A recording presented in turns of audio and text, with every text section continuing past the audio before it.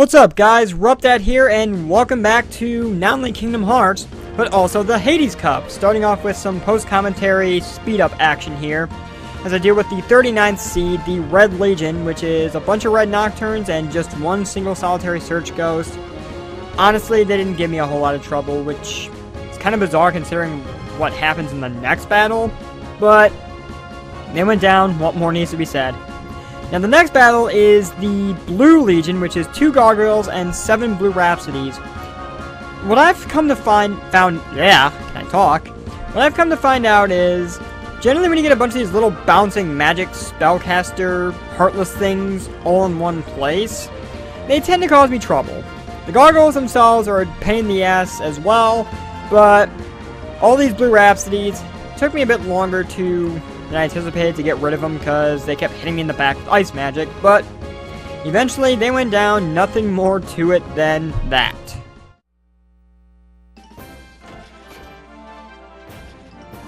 Sorry for the break in the commentary, but yeah, I almost completely forgot about this one. The 37th seed, Sorceress Armor. You're facing 2 Blue Nocturnes, 2 Red Nocturnes, 2 Blue Rhapsodies, and a fully completed Guard Armor. Now this thing does not act like Guard Armor because it is completely separate. It is the Red Armor version.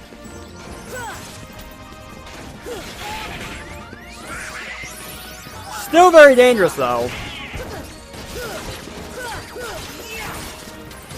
Yeah, it doesn't act like Guard Armor at all. It basically just acts like the individual pieces. They just happen to all come together to form a full Guard Armor set. So there's that. So I'm not going to give it a boss battle because it's technically not Guard Armor. But the individual parts are all still dangerous because, I mean, it's Guard Armor. Need I say more? And there you can see the effect of Aurora in action, as I explained during the 40th seed battle with the Behemoth. Body's already gone, which, if this were a true Guard Armor, I would not have been able to pull that off. Alright, can I lock onto something here? There we go. And then there was one foot. One dead foot. So yeah, that takes care of that. Just figured I'd make note of that fight. And back to speeding up and playing music. And back to post-commentary we go, as we start off with the Mad Fungus this time. 4 green Requiems and a black Fungus. You're gonna want to take out the green Requiems first for obvious reasons, because otherwise you are never going to be able to kill that black Fungus. Despite the fact that they seem to have little HP, that they have really high defense, so they can be a pain in the ass to take out, and the green Requiems make sure that they don't die. Luckily, once they're gone, piece of cake. Spiders and Magic, I believe, was the name of this team. Red Nocturnes, Yellow Operas, and Pot Spiders. Again, multiple, small, flying, bouncing magic users, all of which are nothing more than the pain in the ass. Pot Spiders weren't too big of a threat, and they actually went down a lot easier than I remember. Maybe I'm thinking of a later fight.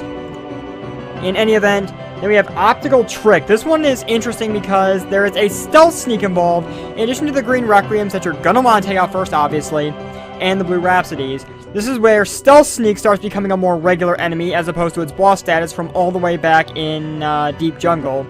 I didn't feel this one was worth stopping and doing live commentary over, though, because honestly, other than being black in color, I'm sure it's got stat increase too. That'll probably appear on screen right now if it is or not. Stealth Sneak is relatively unchanged in terms of attacks, tactics, etc, etc, etc. I just felt like making note of the one Guard Armor thing because that Guard Armor does not act like Guard Armor at all. And that's also the only time we'll see Guard Armor in this tournament.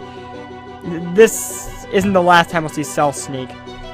This one, tons of magic users. I don't remember what the team name was. Not that it really matters.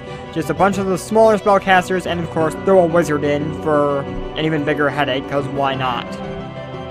But they went down pretty quickly, actually. Magic users tend to be fairly weak. Then we move on to the Shadow Summoners, which are 3 wizards and a bunch of shadows.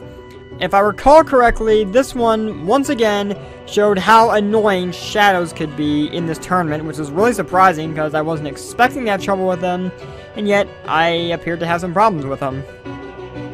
Or maybe not. I guess my memory is a little fuzzy. But anyway, wizards, they caused me a minor headache because they kept teleporting all around, but they went down, and that's going to do it for the post-commentary for this episode. Alright, the 31st seed. I'm breaking off the post-commentary speed-up part here because we have a new enemy, the Angel Star.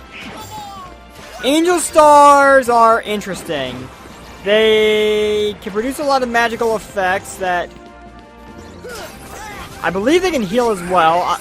Honestly, I don't remember too much about Angel Stars, but I know they are quite nasty.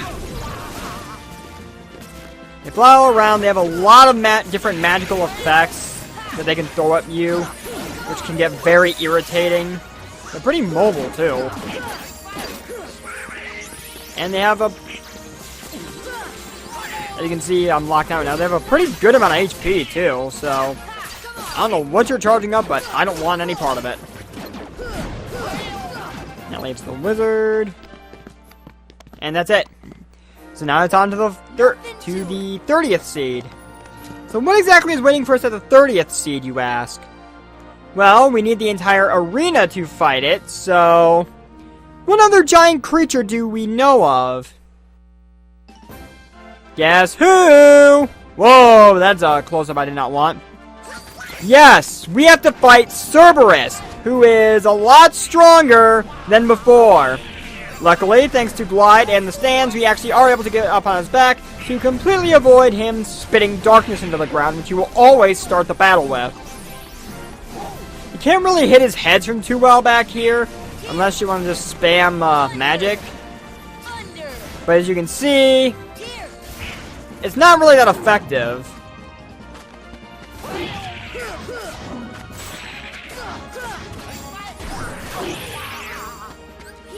So yeah, most of the strategies from your last outing with Cerberus will still apply. It's much easier to get bonuses from blocking his attacks now.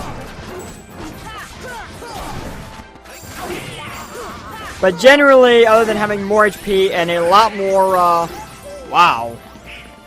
That was almost disastrous. Up in the stand, you are still safe from his shockwave. But generally, Cerberus is unchanged. And again, this is the safest place you can be to hide from him spitting up darkness, and I believe his fireballs too, for the most part. Yeah. So you can just sit right up here. Probably should get back on him. Or I just go ahead and run away like crazy.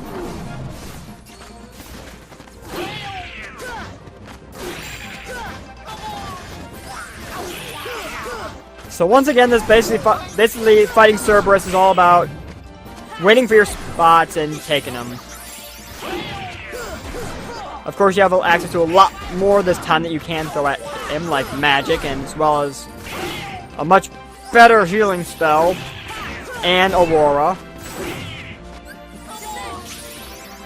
I think I'm going to go ahead and put on. And you can also get up and hit his heads much easier now, too, because... I mean, you have high jump. You can jump up there. But generally, you're just going to do the strategy I'm doing. It's a little time-consuming, but it's effective and it works. Just ride on his back, wait till he starts trying to bite, and then move in and pick your spots. Generally, that's the way you're going to want to do it. Because the safest way to fight him, in all honesty. And I'm move in. Bad doggy. Ow. Bad doggy indeed. Yep. Come on. Shit. Thank God for second chance.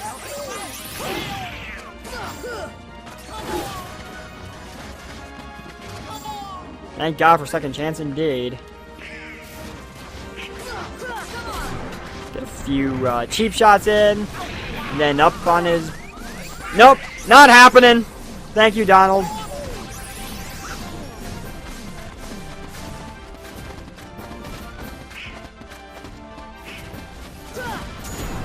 Yeah, it's also possible to deflect his fireballs back at him. I wanted to check and make sure on that. Can I get on his back? No, I can't. No, I can't. Retreat. You can glide too to avoid those, which... Why am I not doing that? On the move in. I know it's relatively tedious trying to fight him this way, but... It's the safest way to effectively deal with him. So you're not taking a lot of damage.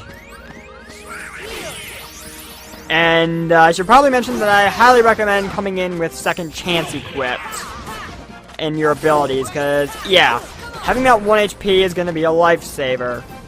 Generally, the second you get second chance, you're going to want to go ahead and put it on.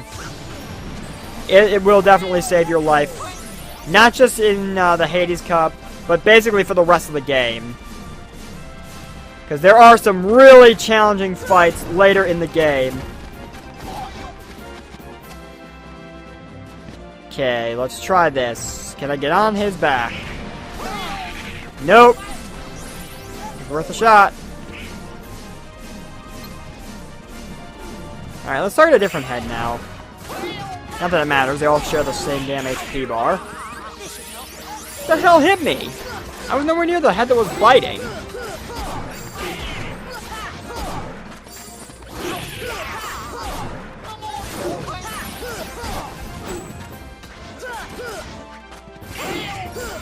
It's just a relatively simple strategy of get in, get out, but... A little late to the party, Donald. Alright. Can we get on his back successfully this time? Yes, we can. So I'm just gonna park myself up here and ride him, cowboy. Yeehaw! Get along, little doggy. Well, it's not a little dog, it's a giant three-headed dog, but you get the point.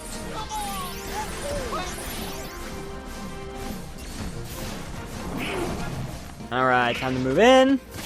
Yep. I keep getting overzealous with my attacks, so I want to put an end to this fight, and I keep seeing openings that I probably should be waiting on.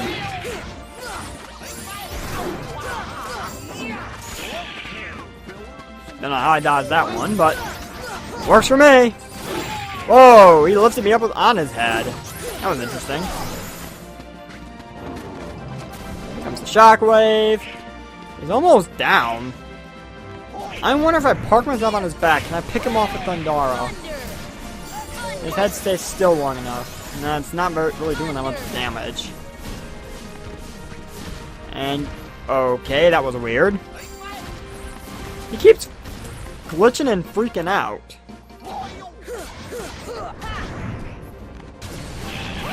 Okay, I was riding the head. And there we go. Cerberus taken care of. Good riddance.